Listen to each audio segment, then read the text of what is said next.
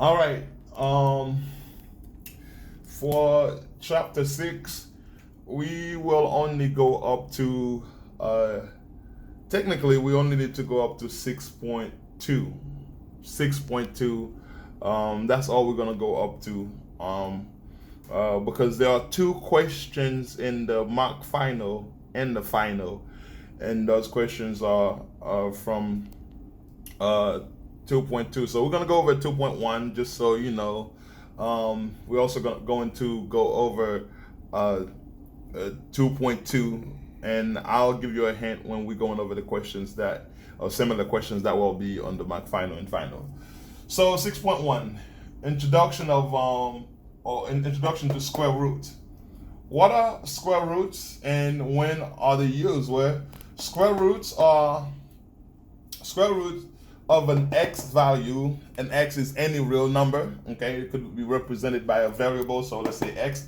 So the square root of that number technically is any number when you multiply it by itself, it produces x.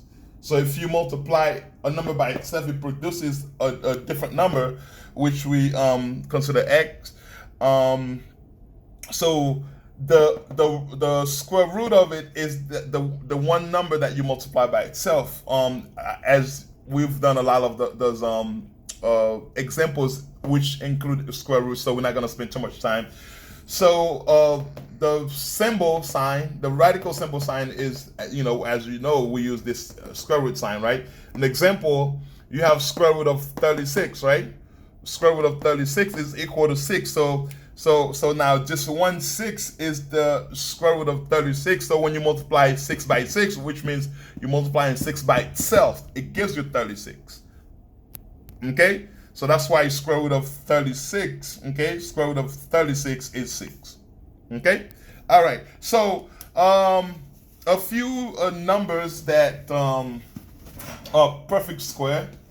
A few numbers that are perfect square that it takes one number that you multiply by itself to get you to that number.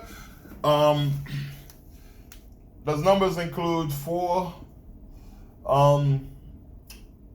9, okay, 16, okay, 25, okay, 36, okay, 49, okay, so forth and so on. 64, 81.